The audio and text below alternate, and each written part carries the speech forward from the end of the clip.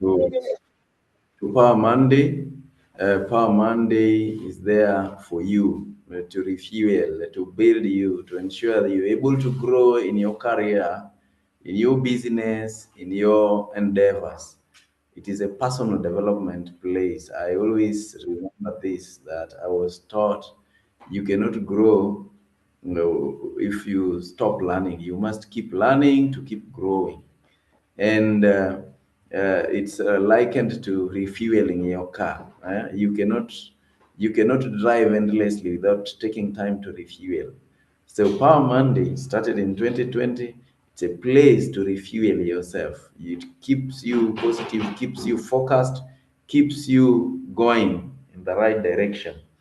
And so we welcome you. We do have this every single Monday. We use the same link. We do it the same time. We have different speakers, different resources, and you cannot go wrong. You will always learn something. When you stop learning, you stop growing. When you stop growing, you start rotting. You actually start getting out of the system. You lose momentum. And so, despite all the dramas outside there, whatever is happening in your life, you need to set your alarm and be here every Monday morning. And we always begin with a poem just to break the ice. That's where Dr. Lucita comes in to share a brief poem, then we move on. Good morning. Good morning. Beautiful Monday morning. It's the 29th of the 52 Mondays that we have in this year, and we thank God for it. Today I'm doing something titled With Time. With Time. They say time is an equalizer. With time. With time. With time, the loudest storms become distance echoes. The tears that once knew your name learn a new language. They learn silence. With time. With time, you discover that healing never arrives with an announcement. It sneaks in between the ordinary mornings, in that you didn't force, in songs you didn't stop skipping, in sunsets that you finally notice. With time. With time, you stop chasing people who never intended you to stay. You stop explaining your worth to ears that committed to misunderstanding you. Time teaches you. With time. With time, it teaches you that some prayers are answered with what we call as wait. Others walk away. That is not every closed door. That is rejection. Sometimes it's just a rescue. That is what you notice with time. With time, the mirrors introduce you to someone stronger than your pain, someone who wears scars like medals earned in battles, no audience, no any other applause. With time, you notice that you are better. Time is a patient sculptor. It chips away the pride, polishes the wisdom, and reminds us that growth is rarely comfortable. With time, you notice that fear is just passing wind, is just a way of making impossible things ordinarily. Heavy hearts seem lighter with time. With time, the seed becomes a forest, a child becomes a legacy, a stranger becomes a home. The person you almost gave up on becomes you. With time, you become. Thank you. Yes, time. Time is a big thing. Time is what builds always. We usually say with time. I remember that song that used to say, "Time will tell." Oh, time will tell. And so, with time, it's just a matter of time. And time waits for no man, they say. Time and tide wait for no man. And so, at this particular point in time, again, I'd like to invite Mercy, Mercy of Dreamcrest, to do the introduction of the speaker. Thank you, OPP. Good morning, Power Monday. I'm glad to be here this morning. and it's my pleasure to bring to you the speaker of the day, who is a seasoned financial leader and strategic operator, specializing in corporate governance, financial management, and sustainable business growth.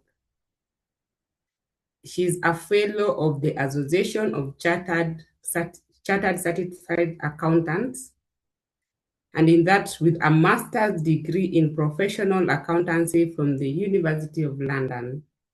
She pairs top-tier global credentials with over a decade of hands-on industry experience.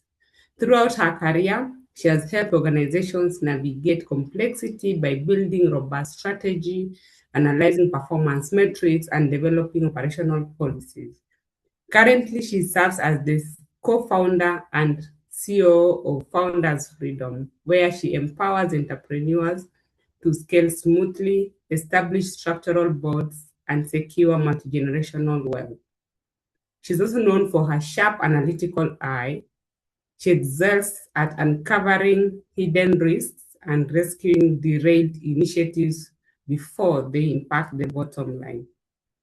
She's very passionate about identifying untapped potential in teams and partnering with business leaders to turn ambitious growth plans into reality. So for Monday, join me in welcoming our very own Joyce Kayima to have a word with us this day. Karibu sana, Joyce. Yes, and Thank Joyce is you, also a ma'am. singer. That's what she didn't say. Yes, Yes. very good singer. Was that relevant to this? It's very relevant because I also sing, man. That's you. I say I'm a second person sing something for us. No. Thank you so much. Good morning, and thank you for inviting me here today. Let me share my screen before I begin.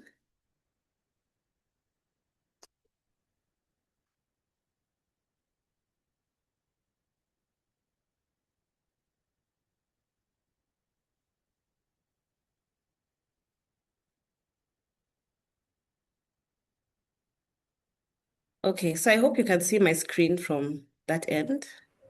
Yes. Okay. Thank you once again for having me here this morning. It's good to be back at Power Monday speaking about boards. And today I'm speaking about the value of a board in building intergenerational organizations, which is basically the value of a board in succession, making sure that the business outlives the founder. Before I go on, I'd just like to do a brief introduction of Founders Freedom so that you know where I'm coming from when I am giving this talk. So, as Joyce Kayima, I'm co-founder and COO of Founders Freedom, which is an organization that is Kenyan-based but African-focused, with a team of experts that has more than 30 years of combined experience in governance, in finance, human resource, and strategy. And we help companies, founder-led organizations, to set up structures that enable their businesses to sustain their success, to scale, and to enable succession. And how we do that is by supporting them to set up boards and ensure they're effective. By effective, I mean that we train those boards, we evaluate them, we formulate strategy, and we also work with the founder to hire senior level management that will implement that strategy. We've worked with companies in various industries, in financial services, technology, ICT, not-for-profit, entertainment, health and wellness. And with all those, we've worked with them to set up structures that enable the founder to operate at a strategic level, and in that way enable their business to run beyond the founder. So that is what we do as Founders Freedom, and that is why I am very much into working with a founder-led business to set up structures that will help them to build an intergenerational business. So today, given the topic that I was asked to speak about, I will break down the talk in these key areas. First, we're going to go through some of the key terms that we need to know as we're talking about boards and we're talking about governance. We're going to talk about what boards do, the types of boards, some common misconceptions that we hear regarding boards and succession, because there are some misconceptions and we can also talk about them. And then how now can we set up an effective board? Because setting up a board is one thing, making sure it's effective is a whole other thing. So we'll also go through how can we make sure that board is effective once it's put in place.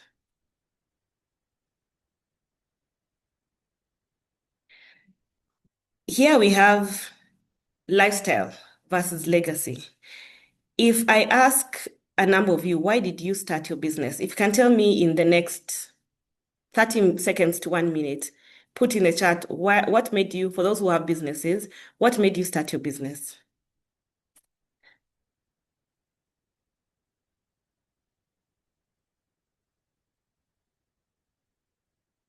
Let me have a look at the chat.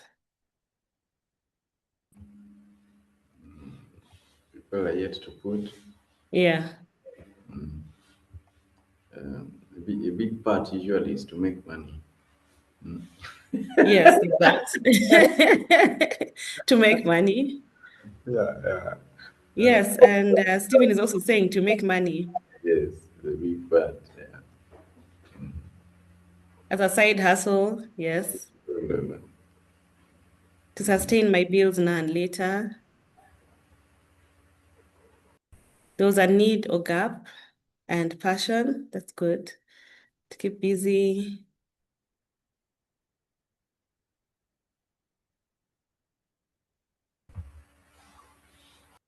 Okay, thank you for those who have responded so far. So I wanted to see something because the truth is very many of us, when we start our businesses, we start it based on lifestyle. We start it based on our lifestyle, what we need at that point in time. You will hear a person started, like you said, to make money. You need a side hustle.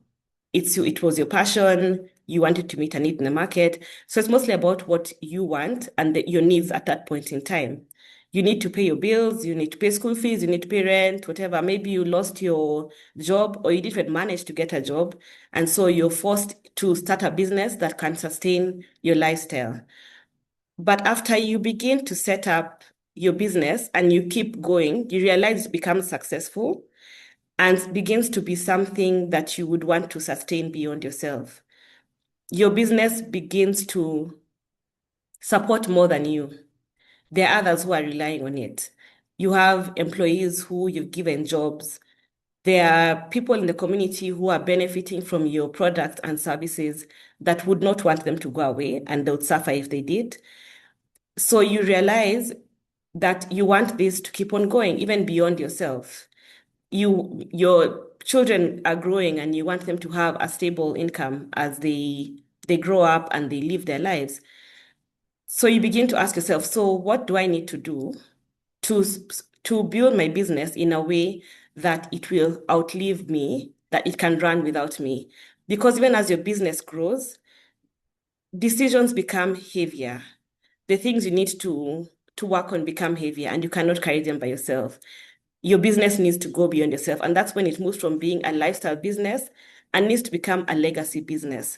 That's if you want to build a business that can run in your absence. You can step away for a few weeks, some months, and come back, and things will still be running as they're supposed to running. So we're talking about what is the value of a board in making sure that you have that legacy business that can last generations. 100 years from now, your business will still be standing even if you're not here.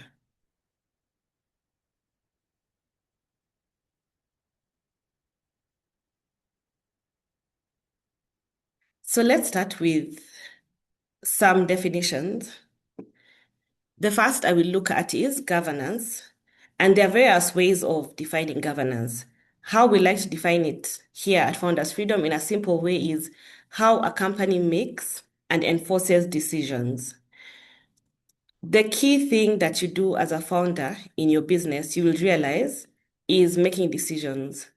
When people come to your business, especially if you're a founder-led business, you run your business day to day, the one thing that cannot happen when you're not there is the key decisions, hiring decisions, payments are being made. I've heard of people who, even when they go on holiday, they sit somewhere in the sunshine or wherever they've gone on holiday and they look at the payments to make sure that they're the ones who are authorizing them. They can't trust anybody else to do it. So you find that everything rests on your shoulders, the key decisions rest on your shoulders. And basically, governance comes in to make sure that you make and enforce the correct decisions as a founder. When we talk about decision making in a business, we look at 3 levels of decision making. One being at the ownership level, where we talk about why. Why was the business formed? What is the vision of the business? The second level of decision making being the director level, which is where we have the board. And that is how. So the company has a vision. So now we need to talk about the how, the strategy that's put in place that will enable the vision to be realized. The third level being management. The management run the business day to day. So what the managers are looking at is the strategy in place and what do we need to do to make sure that we implement that strategy well. So those are the 3 levels of decision making. And why I talk about the levels of decision making is for us to be able to separate it in our minds. Because in founder-led businesses, you will find a founder playing all 3 roles. You might know it or you might not know it, but you're playing all the roles. You are say at a company, so you're the owner and you set the vision. When you are registering your company, you appointed directors, and part of those directors is you. So you're playing at the director level also. And you're also a manager in your business. You'll find yourself being the founder and CEO of your business. Yes, so you end up at all those 3 levels, and at very many points, you don't know which role you're playing and which role to focus on at a particular point in time. And that's why it's important to see this in front of us and to know exactly what we are doing as a founder at which point in time and which kind of decisions we need to be making. So let's go to what a board is. Now that we've come from governance, and governance being basically about making decisions. What is a board? A board is a team of individuals appointed to represent the interests of the stakeholders of an entity. And the board is the key thing that separates those different levels of decision making, especially in a founder-led business. It provides a level of clarity, especially if you're a founder who operates at those 3 levels. Once you're clear about the board level, you're able to say, here at this level, we have owners. Here at this level, we have managers. As a founder, where exactly do I want to be focused on? Do I want to still be involved in the day-to-day management of my company? Do I still have the strength to do that? Can I step back from my business, get people to manage my business and act as a board member? Do I want to send representatives to be on the board while I remain a shareholder and an owner and get updates and make money from my business? So a board at least provides that level of clarity in those 3 levels of decision making. The value of a board in general, now that we get into it, the value of a board, in general, a board has different purposes, and we break them down into 2 major areas. Number 1 being compliance, which we would say should be about 30% of what a board does. Most boards you'll find actually focus on compliance, but that's just a small part of what they do. So a board will make sure that a company is complying with the laws of the country, the rules and regulations that govern that company. So oversight companies, the laws, the regulations of the country that you're operating in, your board needs to make sure that you're complying with those. And once you have complied, because if you don't comply, definitely you put your business at risk, and your business cannot be sustainable, it will not last. Before you're able to get anywhere, you have been fined, everyone has followed you, your business has been shut down, something, it's just not working. So compliance needs to be the very basic value that a board brings to your business. Then now we count performance, which should be the greater part of what a board is focused on. And with performance, a board will make sure that you have a strategy and make sure that that strategy is resourced. Making sure that there's money coming in to make sure that you implement a strategy, resourcing it in terms of human resource, basically making sure that the company has what it needs to make sure that the strategy can be implemented in a good way.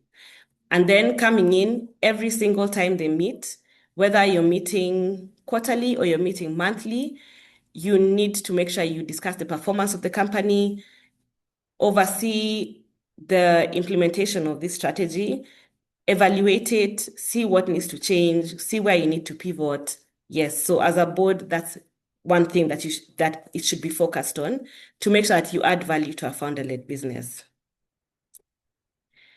The types of boards, even with this, we have various types of board, but for the purposes of the talk today, I will just break it down into two major areas, the board of advisors and the board of directors, because those are talked about a lot. And I will give a breakdown of what are the differences between these two boards. A board of directors being statutory, it's governed by legislation. When you set up your company, you're told to appoint directors, and that is who your board of directors is, whether it's active or not. When there's someone to be held responsible for that company, it is your directors that are appointed for the company. And that's why you'll see it, like say, for example, you go to the bank, you want to do something, they tell you we need a board resolution, you go to your directors, whether you talk to them all the time or not. I have seen some companies, even big companies, founder-led companies, that just their directors function by sending around a document to sign. Sometimes you don't even know what you're signing, but the founder tells you, I need this, just sign off. And you sign it as a director and send it back. And yes, but basically you're the one who is, as the director, the one who is recognized as the board, part of the board of that company. So whether you know what's happening or not, you're held responsible. A board of advisors is informal. It's not recognized legally in the country. But I should mention, as much as it is not recognized legally, it is recognized socially. So when you're on the board of a company, nobody is asking, are you on the board of directors or are you a board advisor? No, all they know is that you're on the board of a company. So whether you're on a board of directors or board of advisors, you need to be aware that whatever decisions you make will still affect your reputation, together with the reputation of the company. And so the same level of care must be taken on both levels.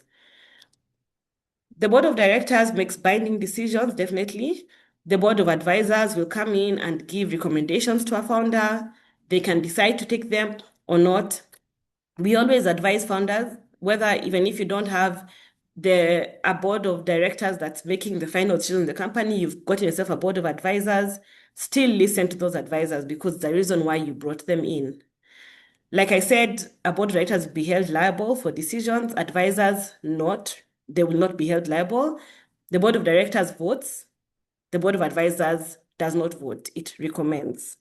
And the founder gets to decide with now the appointed board of directors what's going to be done. The reality in founder-led businesses, because like I mentioned, very many companies operate by circulating documents and having directors sign that things that maybe they don't know what they're signing.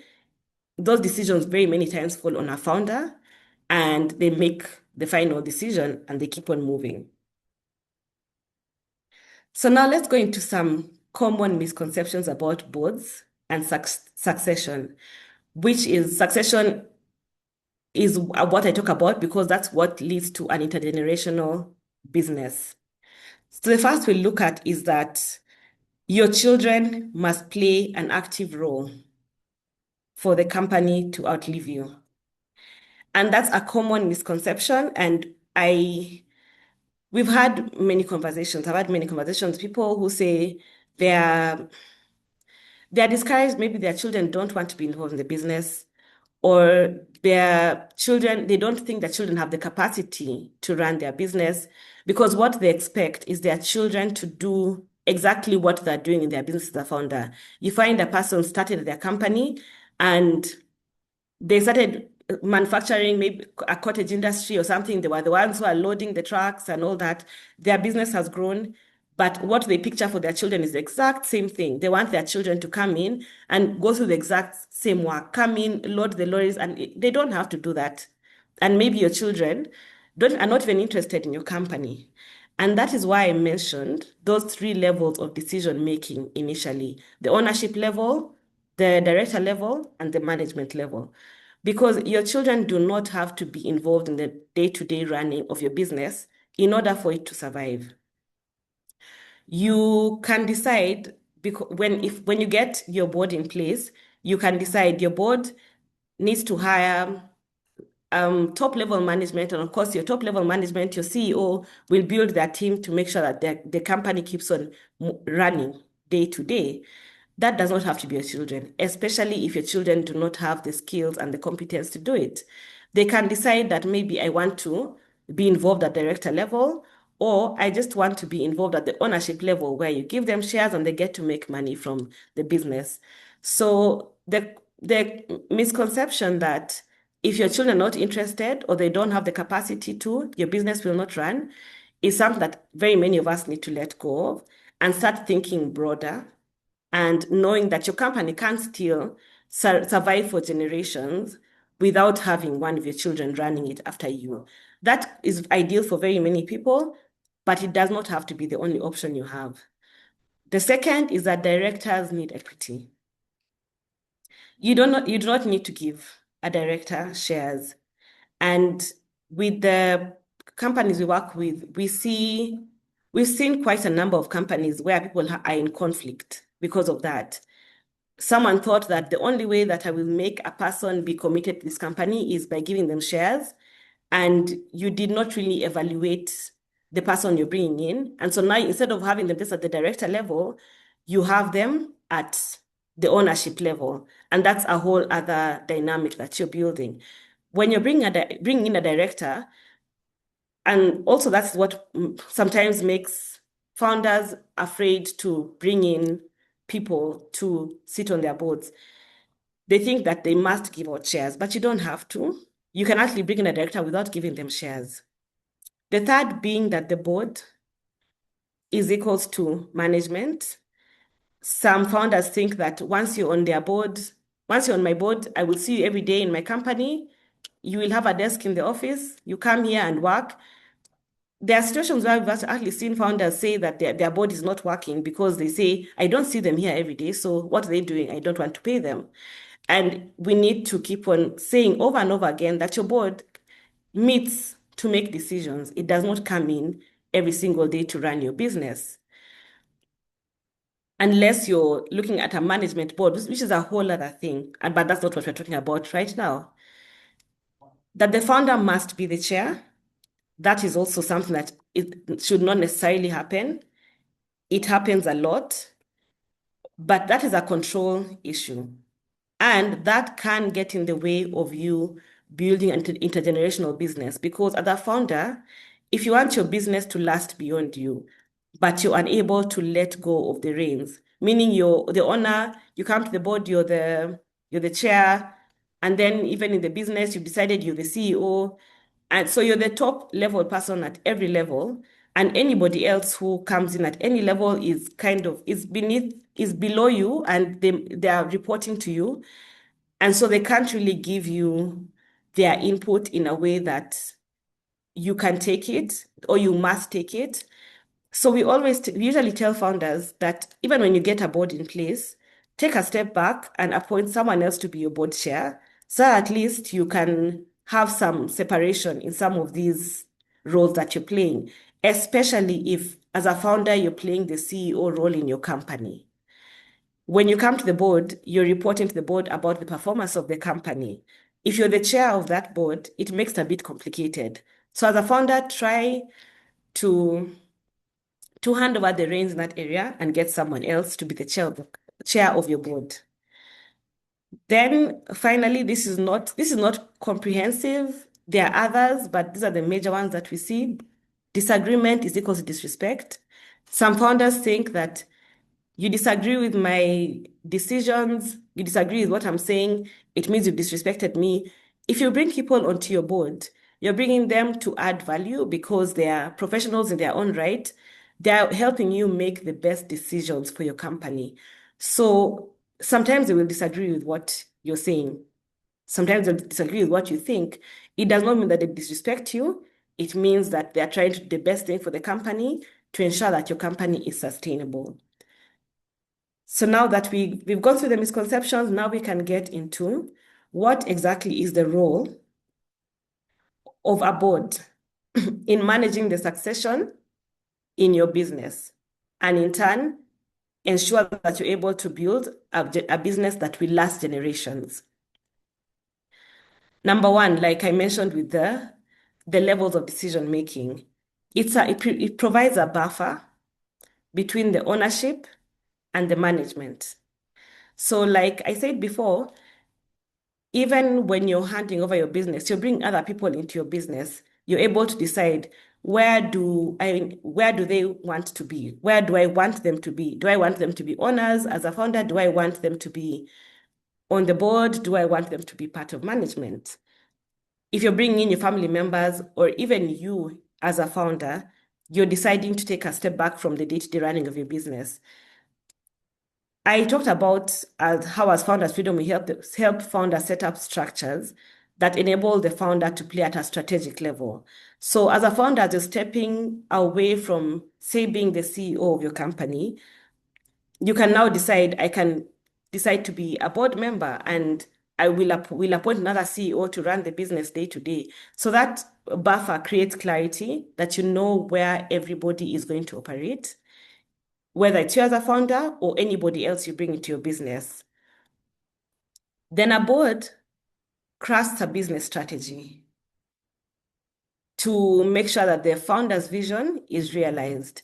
So whatever vision that was put in place, there must be a strategy that is being followed and being implemented. And the board ensures that is happening. How does it do that? Every time the board meets, you make sure that you're getting a report on the performance of the business, how is the strategy being implemented, what the challenges, what risks have come up, what do we need to be addressing, so that at least things are also caught before the business gets in trouble. Then there's the key thing that I mentioned earlier about making quality business decisions. I talked about the fact that the key value that a founder brings to the business is in making decisions. When you have a board, you surround yourself with people who are supporting you to make quality business decisions. You're not making them by yourself. One mind is good. You know your business, you know it very well. But when you get the input of different perspectives from different people, you're able to make more informed and quality decisions for your business. And they will not come from an emotional place, because as founders, sometimes we can get emotionally attached to our businesses and make some decisions that are not best for the business, but best for us because of what we are attached to in our business. So when you surround yourself with a board, people who are able to temper the decisions that you make, you increase the quality of the decisions that you make. Then after making those decisions, a board ensures that you follow through on those decisions and that you remain accountable for that. So you come back for meetings and you're reporting. If a decision that was made has not been acted upon, a board will bring it up and ask you why it hasn't happened. Is there help that you need? Do you need introductions? Do you need connections to the networks? What exactly do you need to make sure that you can follow through on the decisions that were made so you do not remain stuck? And it looks like I already mentioned the introduction to key business networks that are beyond the founder. We see founders really benefiting from that. You are able to bring in people who will benefit your business, whether it's in terms of you're looking for funding, you're looking for good people to hire, you're looking for partnerships, a board introduces that to you in a way that you'll be able to stabilize your business and have it run beyond you. Then building a distinct business brand separate from the founder. Very many times you'll find a business is attached to the founder. When they hear your business name, they just think of you. And so this happens a lot in the healthcare industry, especially, or industries where you deal with people and it needs a high level of trust. You find that people come and they don't look for the business, they look for the particular person. It's a doctor, they're looking for the doctor, they're not looking for the clinic. So setting up these structures, getting a board in place, helps you find a way to be able to step back from the business, build the business brand in a way that it can be trusted beyond you. So people will stop looking for just you and begin to trust your business instead. And in that way, even when you step away, things don't grind to a halt. People will not just be looking for you and saying when you're not there, they'll come back when you come back, which you might come back after 6 months, and so that means that things don't move. Key vendors don't want to deal with anybody else. But when they trust your business and they know that their business is something beyond a one-man show, they know that they can deal with this entity of a business and things can keep on moving even when you're not there. And in that way, even many years from now, if it's your children running the business, other people running the business, 50 years, 100 years from now, it's your brand that has been built and people are still dealing with the brand. And of course, we remember the founder, but the founder does not have to be there for things to run. So that's the key roles that a board plays in managing succession in your business and ensuring that your business can run for generations. Now, I mentioned that setting up a board is one thing. Ensuring it's effective is a whole other thing. So I will go through some of the things that you need to make sure that after you set up your board and you know the value that it's going to bring, how can you make sure that your board will be effective? One, you need to make sure that your board composition is good. You need to make sure that you get the right people for your board at first. When you're setting up your company, at first you might pick random people to be directors. But when you decide to be serious about having an effective board, the people that you choose should be the right people. And what we usually look at is the character of the people you bring on board, the competence of the people that you bring. They need to have the correct skills to be there to help your business. And then the chemistry. It's good for a person to have a good character, they have the competence, but if you're not able to work with them and you don't have good chemistry with them, then you really cannot take the advice that they give you and also the decisions that they make. So those are 3 key things to consider: their character, their competence, and the chemistry you have with them, so that they can add value to your company. Then the second thing is that when you bring individuals to be on your board, you need to have clear terms of engagement with them. Do not leave anything to chance. Do not leave anything unspoken. Make sure that they know exactly what they're coming into and you know exactly what you're coming into. So you have a letter of engagement with your board members and they know that whether it's how long meetings will be, where they will be held, how often you'll be meeting, if there's any remuneration, all that. Have evaluations once a year to see how things are going.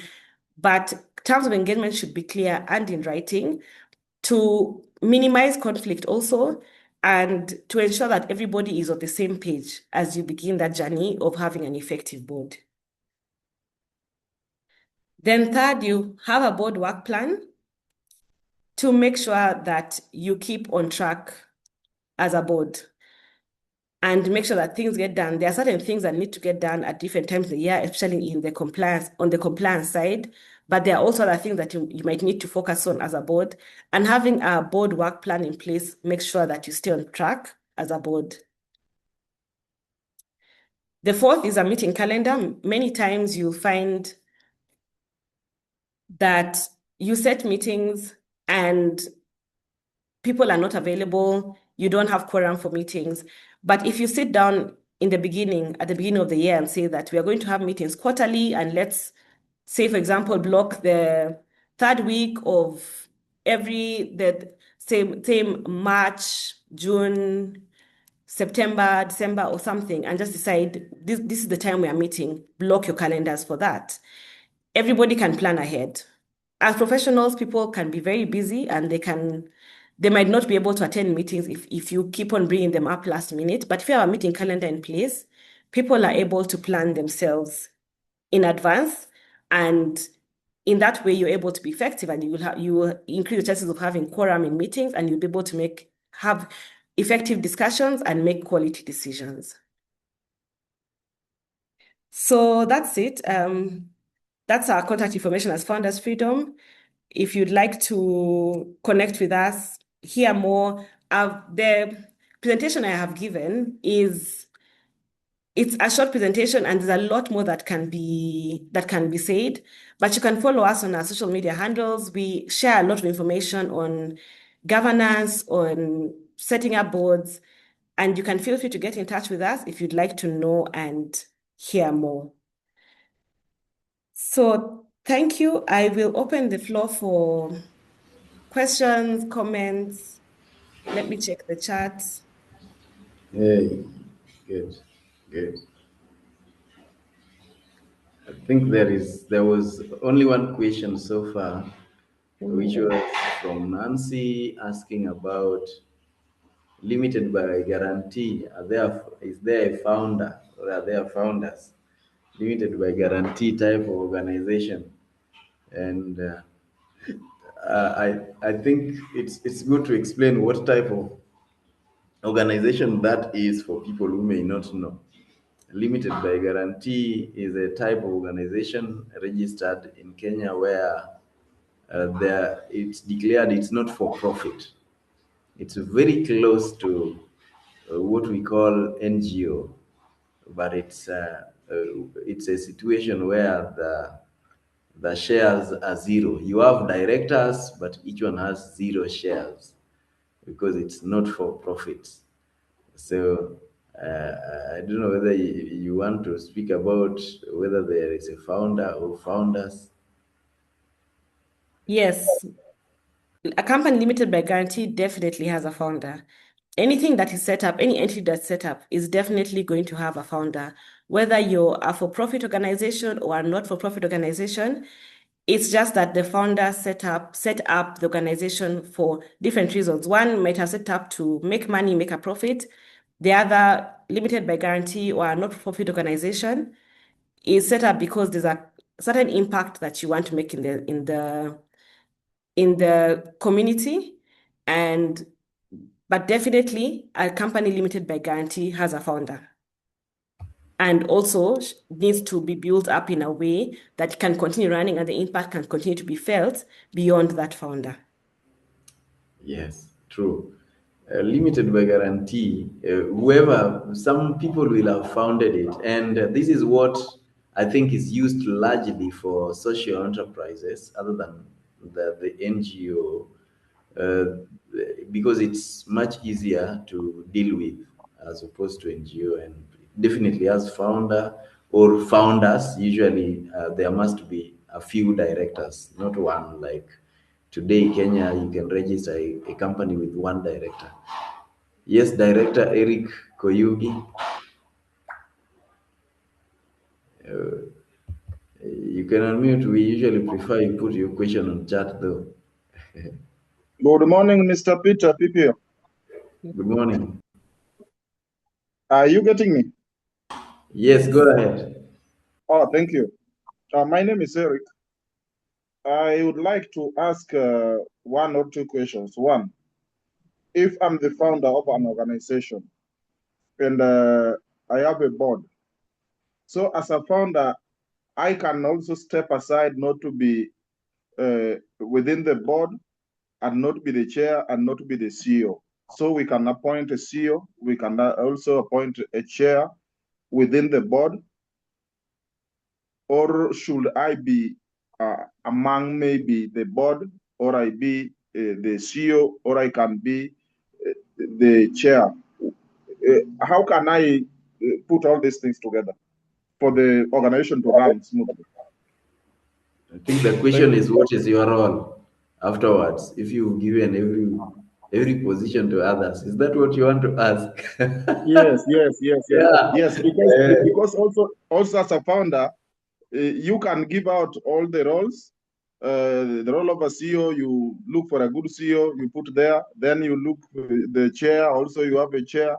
And now you said maybe I'll be only attending the board meetings. This thing, how will it run? Somebody might come with some ideas, and you just found yourself out. And you have no How power. can you manage it properly? Thank you. Yeah. You can give all the power. Okay. Okay. Okay, yes. What I can say to that is that's actually something that comes up a lot when it comes to founder-led businesses. What will I be? Who will I be in my business if I step away from all these roles? And to address that first, we usually encourage founders to ask themselves who are they apart from their business? Because when you look at very many of the big companies, you'll find that the founder is not involved in the day-to-day running the business. Some have the founder there, but some don't, and they keep running. So what you can do is it's a step-by-step process. You don't have to let go of everything at once. You can step back gradually. And you'll see in very many successful companies, you can step back gradually. You can step back from being the CEO and hire competent senior level management, and you will sit on the board. And the board oversees that senior level management. And in that way, you're able to keep control at the board level without having to be the CEO of your company. You don't have to be the chair of your board. You can be the chair of your board, but I mean, we don't encourage it, but you can still be a board member on your board and make sure that you're available for meetings, know what's going on. And it's a process to go through to step back from your business in a way that when you feel that you're comfortable, when you feel that you have people you can trust, you know that you have competent people in place, you can even step back and say, I will send representatives to the board and I will be a shareholder of my business. And that's it. But that is only at a point where you feel that you're comfortable to do it. There's no need to just throw it away and step back from your business immediately. You need to put controls in place also to make sure that your business will keep on running in a way that the vision gets realized. Thank you. Thank you.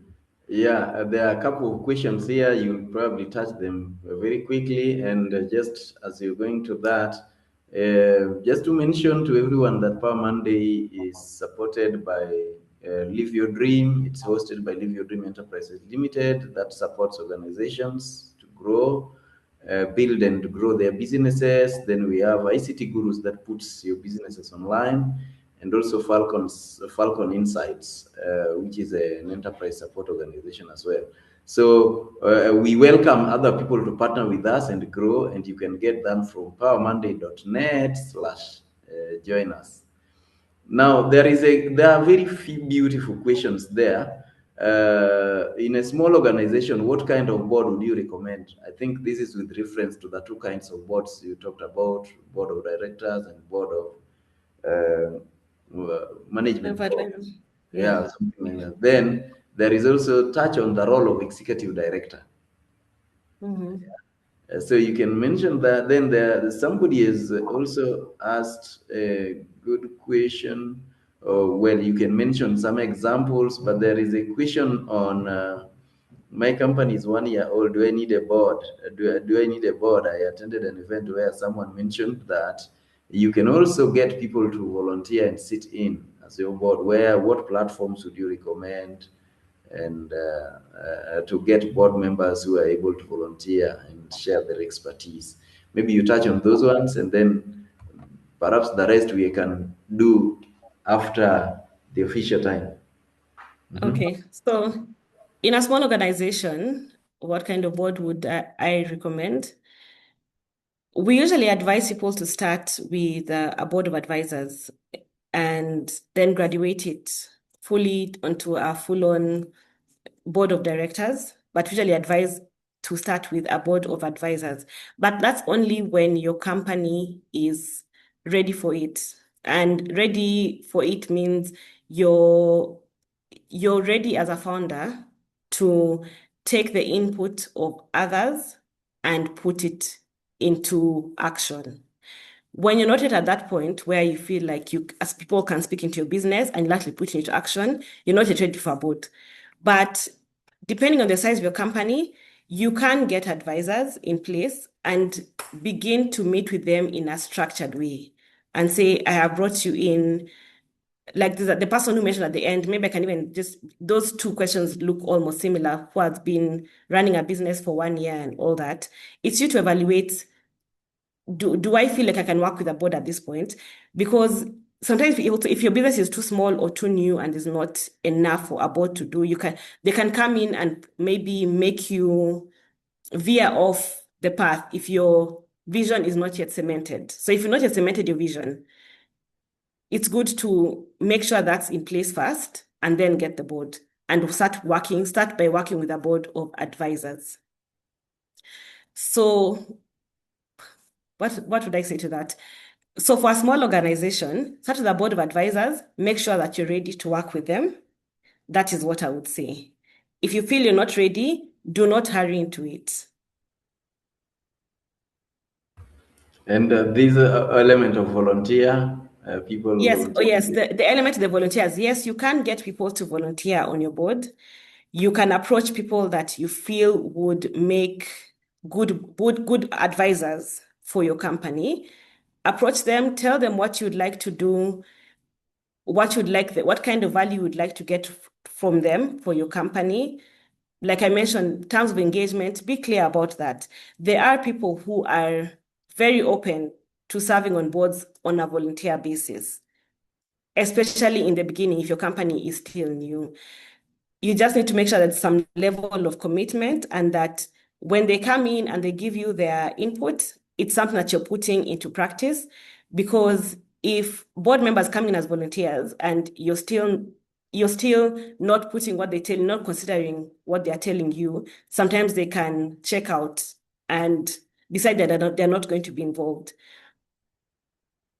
Even when it comes to having a volunteer board in place, you should know that there'll be costs of having the meetings, the places that you'll be meeting, whether you're going to provide food, snacks, all that, or the platforms where you're going to be meeting. Or if you say you're thinking about you're going to provide transport for them to come for the meetings, these are things that you should consider. But there are people that would be available to act as volunteers on your board. Yes, Yes. so you can approach individuals. Are there platforms? I would say as Founders Freedom, we help with that. We help with setting up boards for founder-led organizations. However, the boards we set up usually are not volunteer boards. But I would say that if you want to get people to volunteer on your board, identify individuals and approach them and see how open they would be to it. Good. Yes, there are forums like Power Monday, and Yes. I'm told that you can exchange board. Yes, you are in somebody's board, they're in your board, and therefore you you work together. That is also a strategy. I think because of time, I'd like to call Dr. Melvin. I hope he's in to pass a vote of thanks on our behalf, and then. We move to the next stage, and afterwards people, you can stay back so that some of your questions that are yet to be answered can be answered. Dr. Melvin, we'd like to call you to the screen to pass a vote of thanks.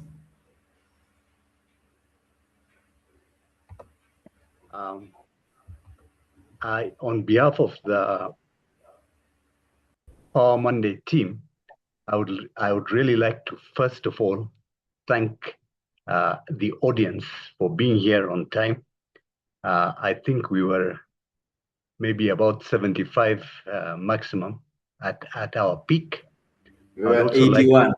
We're around 81. 81 at our peak. And I know this has been a very useful talk to everybody who is in a business, whether big, medium, or large.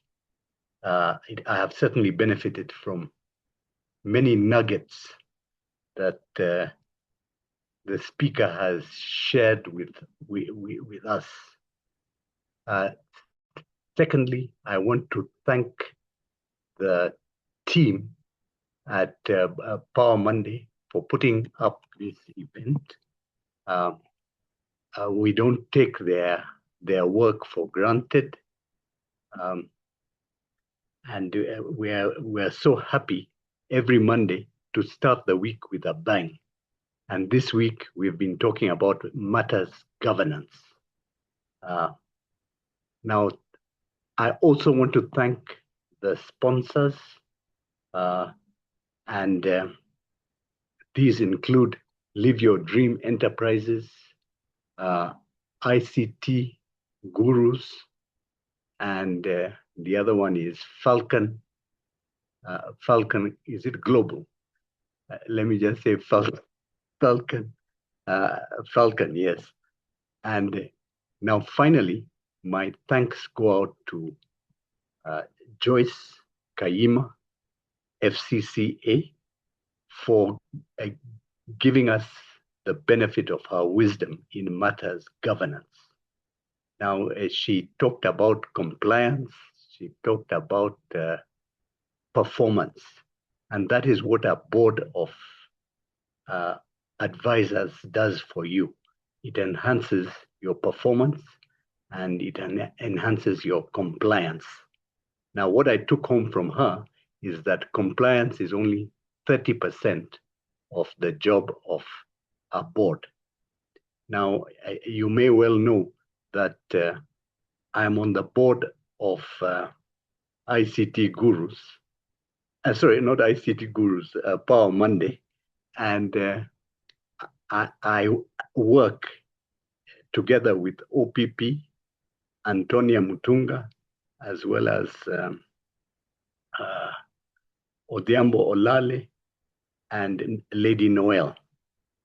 And we have very many lessons to pick from today's session.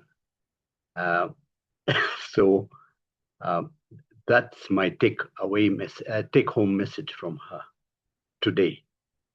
We are very grateful that to everybody who asked questions from of the speaker, and we're going to have a question and answer session after this. So once again, for everybody whom I've mentioned here and whom I have not mentioned personally, thank you for being part of this important start to this week. Back to you, OPP.